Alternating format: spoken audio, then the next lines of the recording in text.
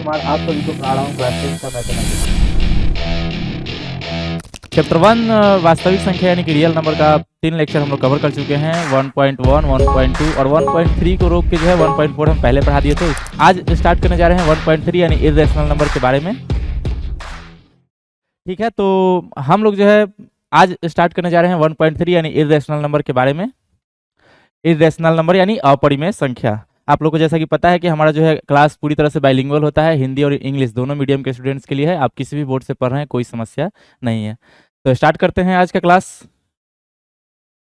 सबसे पहले जो है हम लोग जानेंगे कि आखिर इरेशनल नंबर होता क्या है। तो अगर आप रेशनल नंबर समझ रहे हैं तो इरेशनल नंबर उसी का उल्टा, जो परिमेय संख्या नहीं है, जो रेशनल नंबर नहीं है, उसे हम लोग क्या बोलेंगे, इरेशनल नंबर। फॉर एग्जाम्पल ये नंबर है क्या, those numbers which can not be expressed in the form of P by Q where P and Q are integers.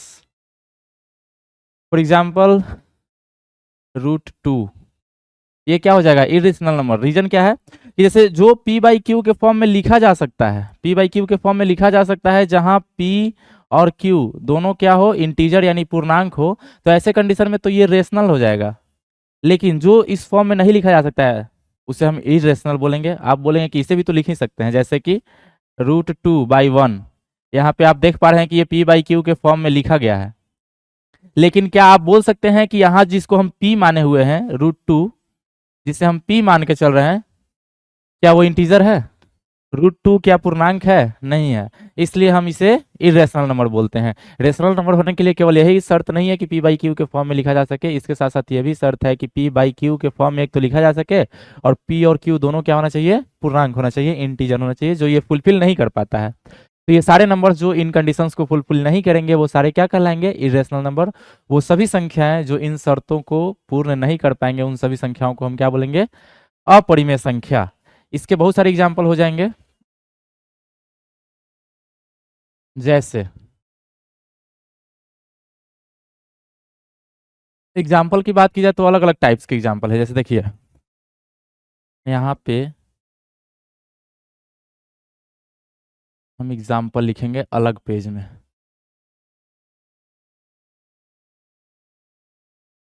Type 1, जैसे कि √2, √3, √4 नहीं होगा क्योंकि ये कंप्लीट स्क्वायर है। √5, √6 dot dot dot, it means root under p, प्रत्येक root under p के लिए जो है वो इरेशनल नंबर हो जाएगा, अपरिमेय संख्या, जहां p क्या है आपका, p जो है positive, p is positive integer, not a complete square, not a complete square, जहां p एक पूर्णांक है, धनात्मक पूर्णांक, धनात्मक पूर्णांक है जो पूर्ण वर्ग नहीं है, पूर्ण वर्ग नहीं है। तो यदि कोई नंबर पॉजिटिव इंटीजर कंप्लीट वर्ग नहीं है तो उसको हम अंडर रूट करेंगे तो वो जो है इरेशनल नंबर हो जाएगा। ये सिंपल सा बात है पहला। ऐसे ही √11 भी हो जाएगा। √9 नहीं होगा। अंडर रूट 9 कैसे होगा, क्योंकि 9 एक कंप्लीट स्क्वायर है, 3 का स्क्वायर है ना 9, 9 3 का पूर्ण वर्ग है, 3 का स्क्वायर करेंगे तो 9 आएगा। इसलिए अंडर रूट 9 को हम इरेशनल नंबर नहीं बोलेंगे। बाकी वो सारे नंबर इरेशनल नंबर कहलाएंगे जो कंप्लीट स्क्वायर नहीं है और उसका हम वर्गमूल करने जा रहे हैं, यानी कि स्क्वायर रूट करने जा रहे हैं। तो ये टाइप 1 हो गया, ये पहला टाइप है आपका। इसके अलावा और क्या हो सकता है,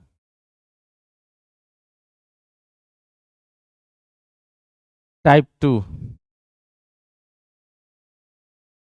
आपका वो सारे डेसिमल नंबर्स जिनका जो दशमलव प्रसार है वो अशांत है और अनावर्ती है, ठीक है, नॉन टर्मिनेटिंग, नॉन रिपीटिंग है, तो वो क्या कहलाएगा, irrational number. For example 2.3030030003 dot dot dot. इसी तरह से यहाँ पे कोई एक पैटर्न रिपीट नहीं हो रहा है, जैसे कि ये 30 है तो अगला भी 30 होता तब ना, लेकिन 30 नहीं है। अच्छा मान लीजिए कि यहाँ तक 30 है भी, तो इसके बाद 03 है, 3030 अगर रिपीट होता जाता तो हम इसे बोलते कि ये रेशनल नंबर है, लेकिन ये ना तो रिपीट हो रहा है और ना ही रुक रहा है, यानी non terminating non repeating decimal number है, इसलिए इसे भी हम लोग क्या बोलेंगे, इरेशनल नंबर, यानी अपरिमेय संख्या। अशांत अनावर्ती संख्याओं को हम लोग क्या बोलते हैं, अपरिमेय संख्या। इसके अलावा अगर देखा जाए तो आप पाई, पाई को आप क्या बोलिएगा, इरेशनल। पाई जो है वो इरेशनल है, और आप जो पाई का वैल्यू यूज करते हो 22/7, 22/7, ये परिमेय है, ये क्या है, रेशनल है, ये रेशनल है, ध्यान रखिएगा, क्योंकि ये एग्जैक्टली पाई का वैल्यू एग्जैक्टली 22/7 नहीं है, पाई का वैल्यू तो अभी कैलकुलेट किया ही जा रहा है, इसका अभी तक एग्जैक्टली पूरा वैल्यू कैलकुलेट ही नहीं हुआ है। तो pi is not exactly equal to the 22/7, so we can say that pi is a irrational number, but 22/7 is a rational number। ऐसे कंडीशन में इरेशनल, हिंदी मीडियम वाले ध्यान दीजिएगा, अपरिमेय, और ये क्या हो जाएगा, परिमेय। तो इस तरह के संख्याओं को हम लोग क्या बोलेंगे, अपरिमेय संख्या, यानी कि इरेशनल नंबर। एग्जांपल समझ में आ गया होगा आपको, उम्मीद करते हैं। इसके अलावा कुछ आप ये भी ध्यान दे सकते हैं, जैसे इरेशनल नंबर के साथ रेशनल नंबर को ऐड करेंगे तो वो इरेशनल ही आएगा। ये तो नीचे क्लास में आप लोग 9th क्लास में पढ़ ही लिए होंगे। एक अपरिमेय संख्या को परिमेय संख्या के साथ जोड़ेंगे तो वो अपरिमेय मिलेगा। चलिए आगे चलते हैं। तो हमारा सबसे पहले एक थ्योरम आता है, इस थ्योरम को समझते हैं। अच्छा, आप लोग को पता है ना कि इस क्लास में मेनली किस चीज़ पे फोकस है। आप अगर एनसीईआरटी बुक देखे होंगे तो 1.3 में मेनली बस एक ही बात है कि कुछ नंबर्स आपको दिए रहेंगे, उसको प्रूफ करना है, कि बताइए कि प्रूफ करके दिखाइए कि क्या ये इरेशनल नंबर है या नहीं है। तो उसको प्रूफ करने के लिए कुछ बेसिक्स फंडामेंटल थ्योरम्स हमको समझना होगा, और इन थ्योरम को समझने के बाद, इस प्रमेय को समझने के बाद आगे उस चीज़ को समझना बहुत ही आसान हो जाएगा। ठीक है, चलिए स्टार्ट करते हैं। पहला प्रमेय क्या है, let P be a prime number. P कोई प्राइम नंबर है, अभाज्य संख्या। पी कोई अभाज्य संख्या है, यदि पी ए स्क्वायर को विभाजित करता है, यानी भाग दे सकता है। यदि पी ए स्क्वायर को विभाजित कर देता है तो हमें दिखाने की जरूरत है कि पी जो है ए को भी विभाजित करेगा। इस थ्योरम को प्रूफ करेंगे हम लोग अभी। ठीक है, थ्योरम क्या है कि यदि पी ए स्क्वायर को विभाजित करता है तो पी ए को भी विभाजित करेगा। ठीक है, अगर अब देखिए, जब हम ये मान चुके हैं कि पी ए स्क्वायर को विभाजित कर रहा है, पी ए स्क्वायर को क्या कर रहा है, विभाजित कर रहा है।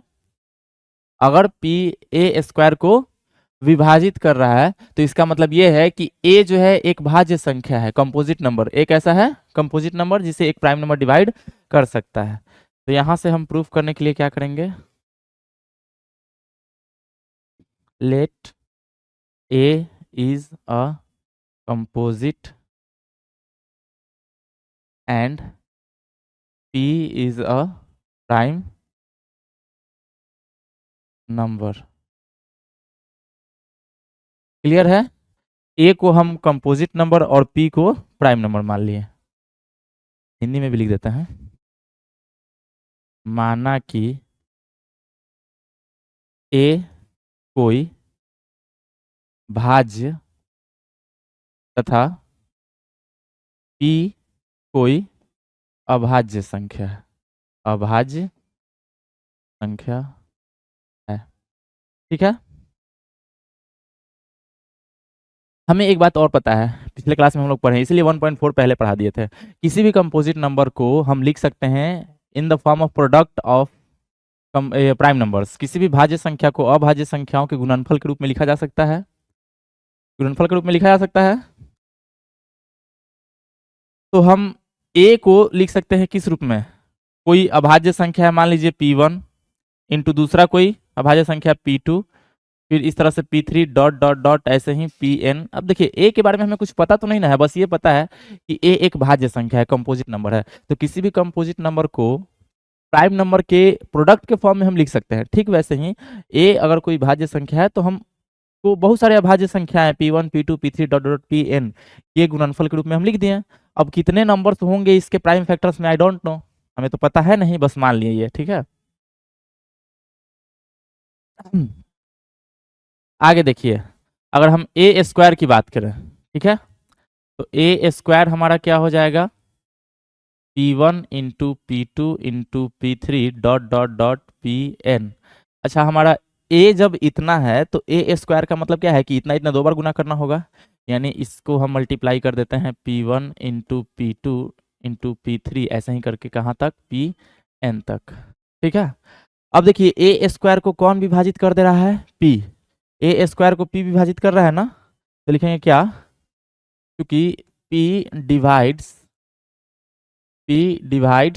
ए स्क्वायर को P डिवाइड करता है ना, and P is a prime number. इसके अलावा हमें यह भी पता है कि P क्या है, एक प्राइम नंबर है। P ए स्क्वायर को विभाजित करती है तथा P एक अभाज्य संख्या है। ठीक है, एक तो बात पता है कि P ए स्क्वायर को विभाजित करता है और P को अभाज्य संख्या है, तो P इन्हीं में से कोई ना कोई होगा। ठीक है, P जो है वो इन्हीं सब में से कोई ना कोई है, या तो P1 हो सकता है, P2 हो सकता है, P3 हो सकता है, Pn तक इन्हीं में से कोई ना कोई में तो होगा, तभी तो ए स्क्वायर को डिवाइड कर रहा है। तो यदि P ए स्क्वायर को डिवाइड कर रहा है, इसका मतलब इन्हीं में से कोई ना कोई है, और इन्हीं में से कोई ना कोई है तो वो तो ए को भी डिवाइड कर रहा है। ठीक है, P अगर ए स्क्वायर को डिवाइड कर रहा है तो वो देखिए, हम अभी ए स्क्वायर के रूप में क्या लिखे हैं, ए स्क्वायर इक्वल क्या है, P1 into P2 into P3 dot dot dot Pn into में P1 into P2 into P3 dot dot dot Pn। इस तरह से अगर कोई नंबर है तो इसमें अगर P ए स्क्वायर को डिवाइड कर रहा है, इसका मतलब P या तो P1 हो सकता है, P2 हो सकता है, P3 हो सकता है, P4 हो सकता है, Pn, इन्हीं सब में से कोई ना कोई है जो इसको डिवाइड कर रहा है। ठीक है, अभी तक जिस अनुसार हम लोग मान के आ रहे हैं, तो यदि P इन सभी में से किसी में से कोई ना कोई है जो ए स्क्वायर को डिवाइड कर रहा है, तो हमें तो यह भी पता है ना कि यही सेम चीज यहाँ भी है, यानी अगर इसमें है तो इसमें भी है वो। यदि P इसमें है, मान लो कि P2 P के बराबर है, तो अगर इसमें P है तो उसमें भी P है। और हम लोग अभी पढ़े कि A का जो वैल्यू माने हैं वो क्या है, P1 into P2 into P3 dot dot dot Pn। तो यदि P इन्हीं में से कोई ना कोई है तो पक्का इसमें से भी कोई होगा, यानी P A को भी डिवाइड करेगा। क्लियर होगा, क्लियर है? यहां से अब क्लियरली हम बोल सकते हैं कि P A को भी डिवाइड करेगा।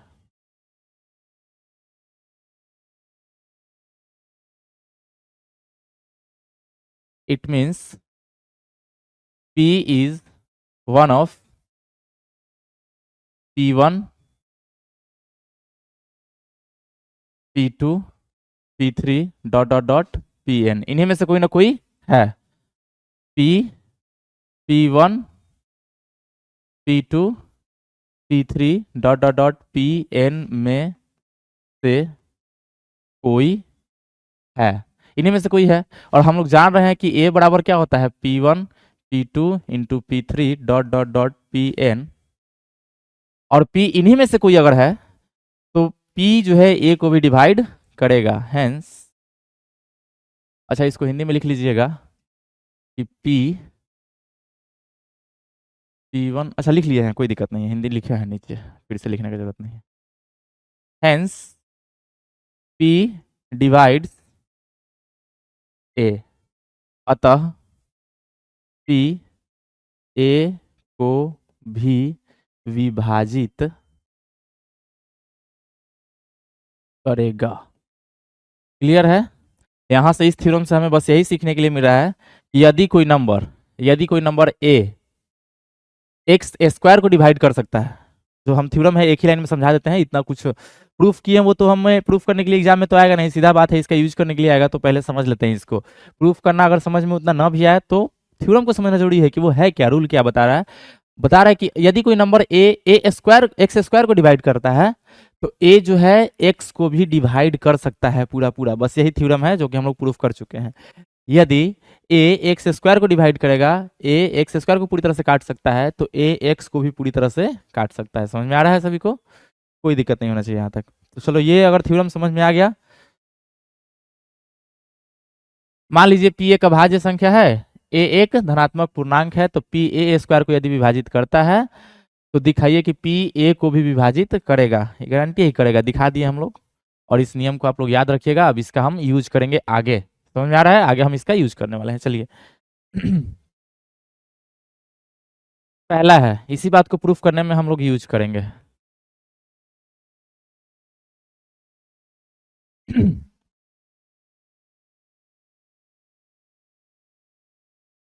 पहला क्वेश्चन क्या है, ये थ्योरम है, एनसीईआरटी में देखिएगा तो यही क्वेश्चन बन जाएगा। अभी थ्योरम दिखाई दे रहा है, आगे चल के यही हमारा क्या हो जाएगा, क्वेश्चन हो जाएगा। प्रूफ करना है, proof that root two is a irrational number. हमें प्रूफ करना है कि प्रूफ करके दिखाइए कि रूट टू एक इरेशनल नंबर है। ऐसे कंडीशन में ना इस तरह के क्वेश्चन को हम प्रूफ करते हैं कॉन्ट्राडिक्शन मेथड से। कॉन्ट्राडिक्शन मेथड क्या है, जैसे यदि हमको सिद्ध करने के लिए कहा जा रहा है कि पानी द्रव्य होता है, तो हम बोलते हैं कि अच्छा ठीक है द्रव्य नहीं है, हम मान लेते हैं कि पानी ठोस है, और ठोस को पटक देंगे नहीं बहेगा, टूट फूट जाएगा, तो बोलेंगे कि ये वो प्रॉपर्टी फॉलो कर ही नहीं रहा है, तो उसको हम कैसे बोल सकते हैं कि वो द्रव है। लिक्विड कैसे है, सॉरी सॉलिड कैसे है, ठोस कैसे है, वो तो लिक्विड है। मतलब हम मान के चलेंगे उल्टा उस बात को, जैसे प्रूफ करने के लिए कहा कि प्रूफ कीजिए कि यह अपरिमेय संख्या है, हम मान लेंगे चलो परिमेय संख्या है, तो सारे परिमेय का गुण उसमें आना चाहिए ना। जहां पे उसका गुण उल्टा पड़ेगा हम मान लेंगे कि ये परिमेय नहीं है, और प्रूफ हो जाएगा कि ये अपरिमेय संख्या है। इसी प्रोसेस से हम इसको प्रूफ करते हैं। तो सबसे पहले हम लोग मान लेते हैं कि यह है क्या है, रेशनल नंबर है। ठीक है, माना कि रूट टू एक परिमेय संख्या है। क्या मान लेते हैं, रूट टू एक परिमेय संख्या है।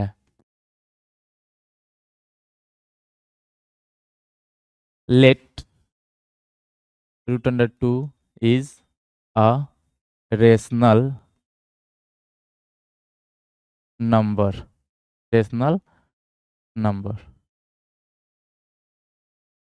अब आगे बढ़ते हैं हम लोग। अगर रेशनल नंबर है तो root two can be written as P by Q, जहां वेयर पी और क्यू क्या है, पूर्णांक है, integer, and Q not equal to zero. ठीक है, हिंदी है तो हिंदी लिख लीजिएगा, इंग्लिश मीडियम है तो इंग्लिश में लिख लीजिएगा। ठीक है, तो रूट टू को हम क्या मान लिए, पी बाई क्यू। अब यहाँ पे एक और बात ध्यान रखना है कि पी और क्यू पूरी तरह से काटा हुआ है, सिंपलेस्ट फॉर्म में है। पी और क्यू, पी बाई क्यू जो है इन द सिंपलेस्ट फॉर्म में है, यानी कि पूरी तरह से काट के हम आंसर लाए हैं, मतलब इनके बीच में कोई कॉमन फैक्टर नहीं है। ठीक है, पी तथा क्यू का एक के अलावा, एक के अलावा कोई, एक के अलावा कोई उभयनिष्ठ, उभयनिष्ठ गुणनखंड नहीं है, उभयनिष्ठ गुणनखंड नहीं है। ठीक है, पी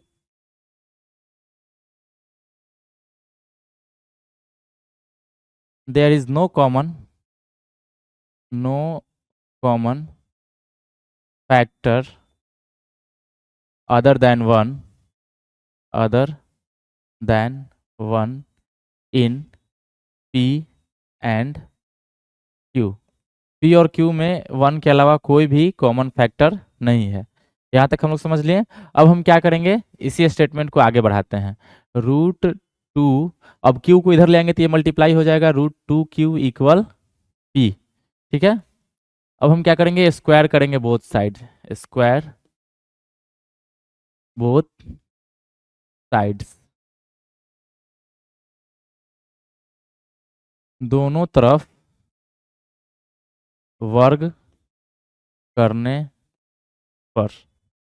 इधर देखिए, रूट टू का स्क्वायर हो जाएगा टू, क्यू का square Q square equal P का स्क्वायर पी स्क्वायर। ठीक है,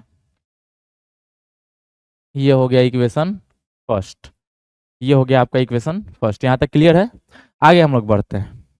अब देखिए यहाँ से क्या पता चल रहा है, इस इक्वेशन से हमें क्या पता चल रहा है कि टू जो है टू क्यू स्क्वायर को डिवाइड करेगा ना, और टू क्यू स्क्वायर किसके बराबर है, पी स्क्वायर के बराबर। तो यदि टू इधर वाले को डिवाइड कर सकता है तो इधर वाले को भी डिवाइड कर सकता है। जैसे अगर मेरे पास क्वेश्चन, ये एक इक्वेशन है कि x इक्वल 4, ये इक्वेशन है, तो हम क्लियरली देख पा रहे हैं कि इसका जो RHS है वो 2 से डिवाइड हो सकता है। तो RHS यदि 2 से डिवाइड होगा तो हमें इस रिजल्ट तक पहुंच जाना चाहिए कि इसका LHS यानी x भी 2 से पूरा पूरा कट जाएगा, डिवाइड हो जाएगा। तो इसका मतलब ये है कि टू अगर क्यू स्क्वायर को डिवाइड कर रहा है तो क्यू पी स्क्वायर को भी डिवाइड करेगा। इस इक्वेशन से पता चल रहा है, ठीक ना। तो इस इक्वेशन से हमें ये पता चला कि टू पी स्क्वायर को डिवाइड कर सकता है। तो यहाँ पे हमें क्या रिजल्ट निकला कि जो है to divides P square, Hindi में लिखेंगे तो दो पी स्क्वायर को विभाजित करती है।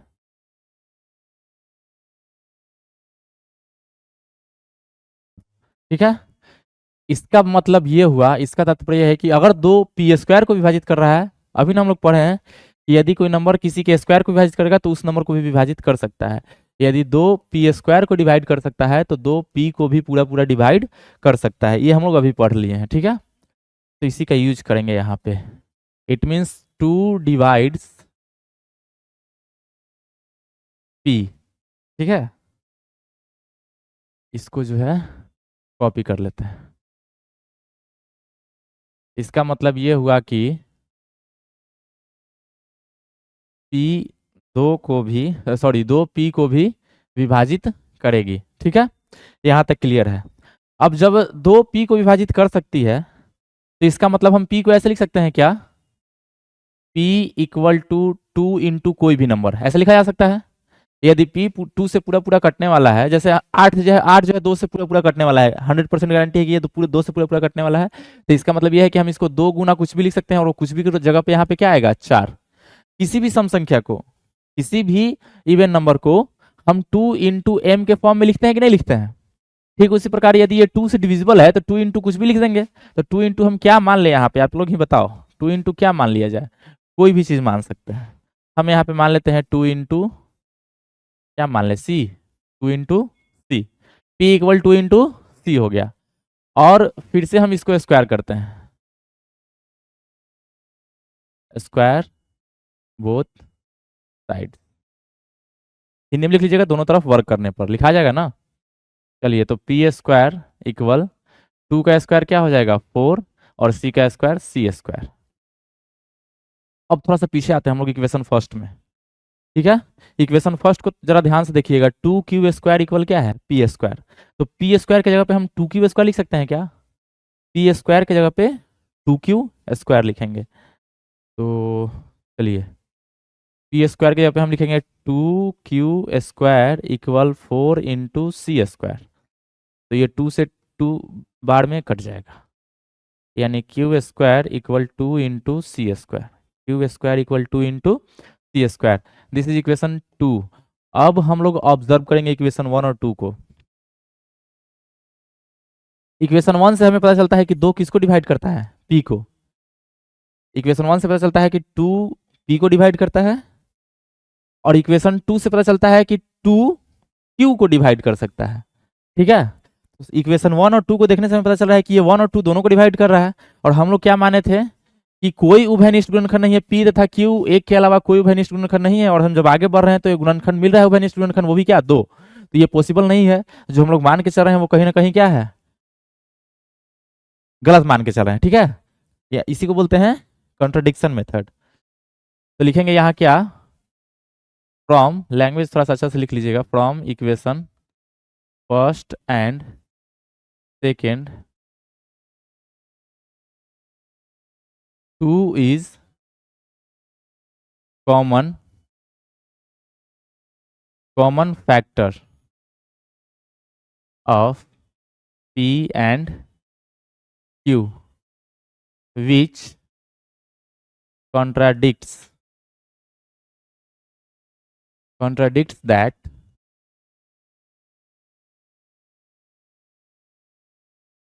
P and Q have no common factor other than one, ठीक है। इक्वेशन वन और टू से हमें पता चलता है कि पी और क्यू का उभयनिष्ठ गुणनखंड क्या है, दो है, जो कि कॉन्ट्राडिक्ट कर रहा है किस स्टेटमेंट को, तो जिस स्टेटमेंट में हम माने हुए हैं कि पी और क्यू का कोई उभयनिष्ठ गुणनखंड नहीं होगा, किसके अलावा, एक के अलावा, ठीक है। एक के अलावा कोई इसका उभयनिष्ठ यानी कि कॉमन फैक्टर नहीं होगा। तो अच्छा, हिंदी में भी इसको लिख लेते हैं।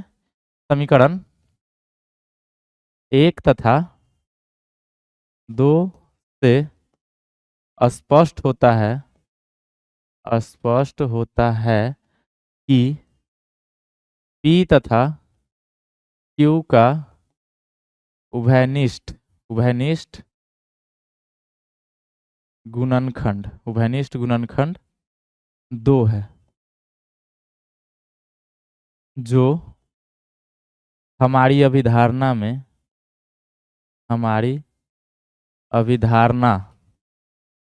में विरोधाभास उत्पन्न करता है।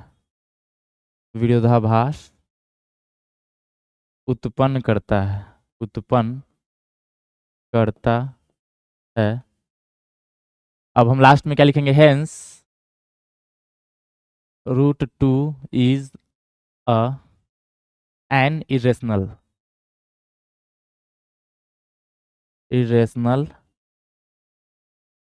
नंबर।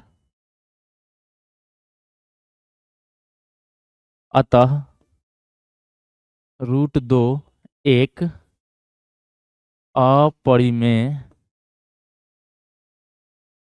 संख्या है। क्लियर है? इस तरह से प्रूफ कर दिए हम लोग, क्योंकि कॉन्ट्राडिक्शन उत्पन्न हो रहा है, विरोधाभास उत्पन्न हो रहा है कि पी और क्यू में हम पहले ही मान लिए थे कि केवल एक उसका उभयनिष्ठ गुणनखंड हो सकता है, और कैलकुलेशन से पता चला कि एक के अलावा भी कोई नंबर है, जैसे कि 2 उसका उभयनिष्ठ गुणनखंड है। तो ये था यहाँ से स्टार्टिंग। देखिए प्रोसेस क्या है। सबसे पहले जो बोला जा रहा है कि प्रूफ कीजिए कि इरेशनल नंबर है, उसे हम क्या मान लिए? Rational number. तो उसे पी बाई क्यू के फॉर्म में होना ही पड़ेगा, और इसका कॉमन फैक्टर जो है हम मान लिए कि 1 के अलावा कोई दूसरा नहीं है, क्योंकि ये पूरी तरह से सिंपलेस्ट फॉर्म में है, यानी सरलतम रूप में है। ठीक है, सरलतम रूप में होने की वजह से इनका उभयनिष्ठ गुणनखंड एक के अलावा कोई दूसरा नहीं होगा। अब हम इसी इक्वेशन को आगे बढ़ाएंगे, तो ये क्यू इधर आएगा तो √2 क्यूब इक्वल पी हो जाएगा। दोनों साइड स्क्वायर करेंगे तो √2 का स्क्वायर 2 हो गया, Q square equal P square, यानी P square equal 2 into Q square, equation first. Then यहां से हमें पता चल गया क्या कि 2 जो है पी को डिवाइड करता है, 2 पी को डिवाइड करता है। अब जब 2 पी को डिवाइड करता है तो पी इक्वल 2 इंटू सी लिखा जा सकता है, ये नॉर्मल सी बात है। अब फिर से स्क्वायर किए तो पी स्क्वायर इक्वल 4 सी स्क्वायर आया, और पी स्क्वायर का वैल्यू जो है पहले से ही पता था कि 2 क्यू स्क्वायर होता है। 2 से ये कट गया तो ये हो गया Q square equal 2 into C square, और ये स्टेटमेंट हमें बता दिया, ये इक्वेशन हमें ये बता दिया कि 2 जो है क्यू को भी डिवाइड कर सकता है, यानी कि 2 पी को भी डिवाइड कर सकता है और क्यू को भी डिवाइड कर सकता है। इसके वजह से पी और क्यू दोनों को डिवाइड करने से हमें पता चला कि पी और क्यू का जो कॉमन फैक्टर यानी उभयनिष्ठ गुणनखंड है वो 2 है। और ऐसा बात हमारे अभिधारणा में विरोधाभास उत्पन्न कर रहा है, हम जो माने हुए थे वो गलत हो गया, अतः हम बोल सकते हैं कि √2 एक अपरिमेय संख्या है। तो एकदम सेम प्रोसेस इसी तरह से जो है आपको ये वाला प्रूफ करना है, √3 वाला।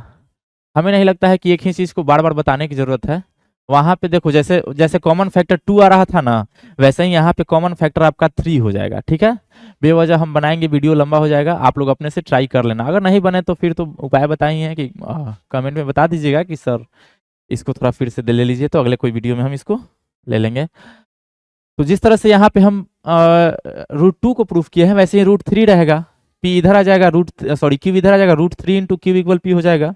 स्क्वायर करेंगे तो 3 Q square equal P square हो जाएगा, और यहाँ पता चलेगा कि पी जो है 3 से डिविजिबल है। हम वो बात कर रहे हैं जब √3 को प्रूफ करना होगा। ठीक है, फिर जब हमें पता चल जाएगा कि 3 से p डिविजिबल है तो p इक्वल क्या हो जाएगा? 3c मान लेंगे हम अपने से, फिर उसका स्क्वायर करेंगे, और सेम इसी तरह का सीन आगे बनता जाएगा, और सेम कंडीशन लास्ट में आएगा, और हमें बताना होगा कि √3 इज अ इरेशनल नंबर, यानी कि √3 एक अपरिमेय संख्या है। क्लियर है? हो जाएगा ना आप लोग से? हो जाएगा, हो जाएगा सर, आपसे गजब का डेडिकेशन है। इतना सीरियसली देख रहे हो तो हो ही जाएगा। और देखो मेरा आदत है कि जो आपसे हो जाएगा वो हम क्यों करें। ठीक है, मैथ्स पढ़ा रहे हैं ना हम, साइंस का बात तो है नहीं। साइंस में तो सब कुछ हम ही बता के आगे बढ़ जाएंगे, तब भी आप रट के काम चला लोगे। लेकिन ये मैथ सीखना मतलब कि साइकिल चलाना सीखना, अपने से नहीं चलाओगे तो नहीं होगा, तो अपने से बनाइएगा तो ज़्यादा फायदा करेगा। नहीं बनेगा तब हम बताएंगे तो और ज़्यादा मदद मिलेगा आप लोगों को। ठीक है, तो इसको ट्राई कीजिएगा आप लोग अपने से, और इस तरह के बहुत सारे क्वेश्चन हैं उसको भी ट्राई कीजिएगा। जहाँ से मेरा जरूरत पड़ेगा वहाँ से मैं फिर से स्टार्ट करूँगा जो हमें बताने की जरूरत है। ये सेम टाइप क्वेश्चन है, √3 की जगह पे √5 है। It also can be solve by you. ये भी आपका जो है HW है। ठीक है, और नेक्स्ट √11, ये भी सेम टाइप का क्वेश्चन है। ये भी बना लीजिएगा आप लोग अपने से, ये भी बना लीजिएगा।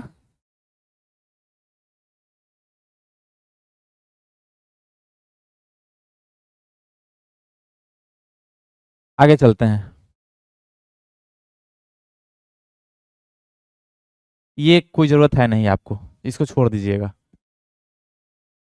इसके बाद, हाँ इसके बाद आपका एनसीईआरटी क्वेश्चन शुरू हो गया। ये सब तो लगता है कि आप लोग बना ही लोगे यार, क्या ही बताना इसमें। जहां से अलग टाइप का क्वेश्चन है वहां से हम जरूर बताएंगे। ये रूट 5 तो पहले ही बता दिए, होमवर्क में था ना उसमें, वो थ्योरम में था, यहाँ पे क्वेश्चन के रूप में होगा। अगर एनसीईआरटी बुक का सोल्यूशन कीजिएगा तो आप लोग देख लीजिएगा, ये 1.3 है हम लोग। हाँ यहाँ पे इसको हम अभी प्रूफ करा दे रहे हैं क्योंकि ये थोड़ा अलग है।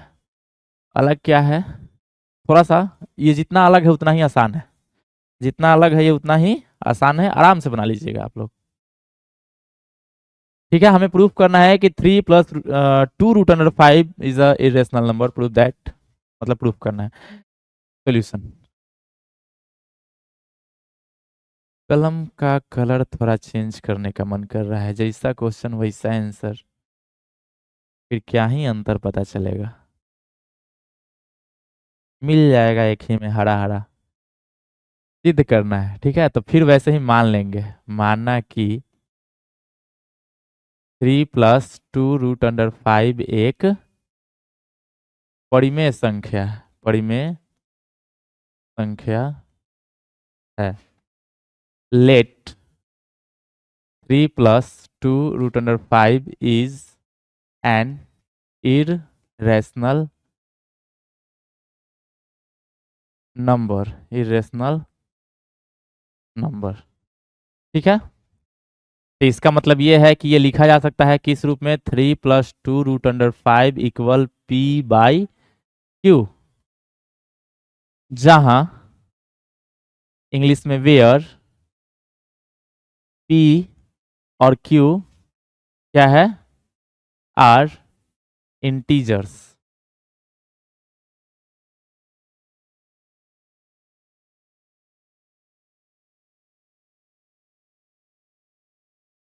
पूर्णांक है, P और Q क्या है, पूर्णांक है, तथा and Q not equal to 0। थोड़ा लैंग्वेज लिखने में बड़ा इसलिए हो जा रहा है क्योंकि मैं दोनों लैंग्वेज लिख रहा हूँ।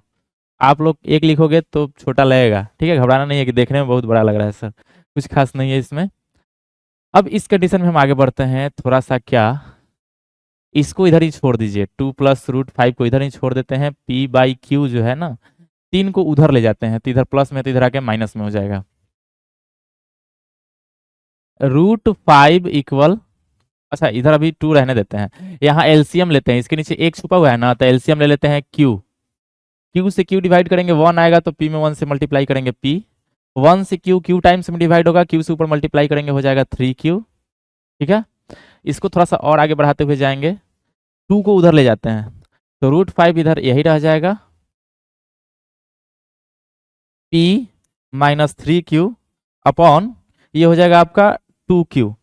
अब देखिए इस इक्वेशन को ध्यान से देखिए, इक्वेशन को जब ध्यान से देखिएगा तो आपको पता चलेगा कि इसका बायां पक्ष यानी कि एलएचएस जो है इरेशनल नंबर है, क्योंकि हम पहले ही प्रूफ कर चुके हैं कि √5 इज इरेशनल नंबर।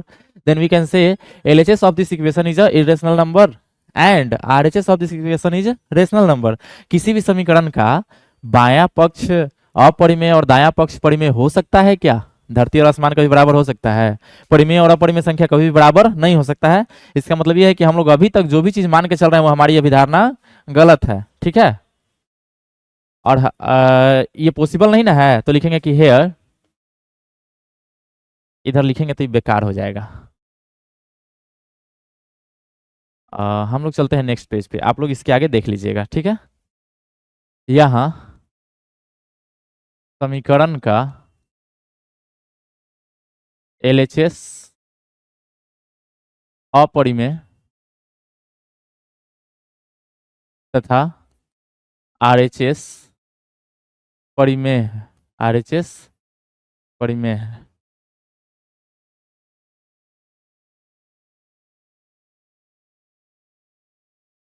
जो कि संभव नहीं है, जो कि संभव नहीं है, संभव ही नहीं है। संभव नहीं है। अतः क्या क्वेश्चन था भाई, बहुत बड़ा था। 3 + 2√5, 3 + 2√5 एक अपरिमेय संख्या है, अपरिमेय संख्या है। ठीक है, इंग्लिश में क्या लिखा आएगा, hair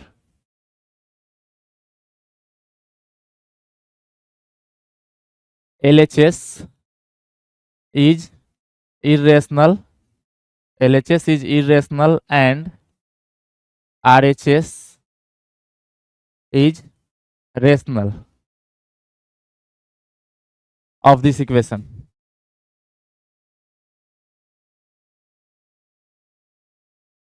Of this equation. Hence, 3 + 2√5 is an irrational number. Clear है? इस तरह से हम प्रूफ कर दिए कि ये भी क्या है, इरेशनल नंबर है। ये तो बहुत इजी है, इसमें कुछ करना था। इसमें तो और इजी इसलिए हो गया क्योंकि इसको हम इरेशनल प्रूफ करना चाहते हैं। इसमें देख पा रहे हैं कि एक पार्ट तो इसका इरेशनल ऑलरेडी है। इसको हम जैसे ही P/Q से कंपेयर करेंगे तो 3 और 2 को उस साइड भेज देते हैं हम। भेजने के बाद पता क्या चलता है कि इसका लेफ्ट हैंड साइड यानी कि बायां पक्ष जो है अपरिमेय है और दायां पक्ष परिमेय है। अब परिमेय और अपरिमेय आपस में तो बराबर हो नहीं सकता है, ये पॉसिबल नहीं है, अतः हम कह सकते हैं कि अभी एक अपरिमेय संख्या है। क्लियर है? तो इस टाइप का क्वेश्चन भी आपसे बन जाएगा। नेक्स्ट देखिए, ये भी क्वेश्चन आपसे बन जाएगा। रीजन क्या है? क्योंकि इसमें देखने में लग रहा है कि अरे ये तो बट्टा में आ गया, लेकिन कुछ नहीं है। हम बताते हैं तरीका इसको क्या करना है। इसको क्या करना है कि इसको भी परिमेय मान लेना है। तो परिमेय मानेंगे तो 1/√2 can be written as P/Q। अब तिरछा तिरछी गुना कर दीजिए तो Q इक्वल क्या हो जाएगा, √2P। और फिर से इसका क्या करेंगे, स्क्वायर। तो क्या हो जाएगा, Q² is equal to 2 into P²। हम रफली बता रहे हैं, केवल ऐसे बनाना है, ठीक ना। लैंग्वेज अपने से लिखना है, जो लिखे हैं पहले ही मान लेंगे कि ये परिमेय संख्या है और क्या क्या जो है लिखना था वो लिख लीजिएगा। अब यहाँ से देखिए Q² इक्वल 2P² आ गया। ये हमें बताता है क्या कि 2 Q² को डिवाइड करता है, यानी 2 Q को भी डिवाइड करेगा। इसका मतलब Q को हम लिख सकते हैं क्या, 2 इंटू C। अब फिर से स्क्वायर करेंगे तो Q² इक्वल क्या हो जाएगा, 4 इंटू C²। फिर Q² को जगह पे क्या लिखेंगे, 2P²। 2P² equal 4C²। 2 से ये 4 दो बार में कट जाएगा, इसका मतलब P² इक्वल 2 इंटू C²।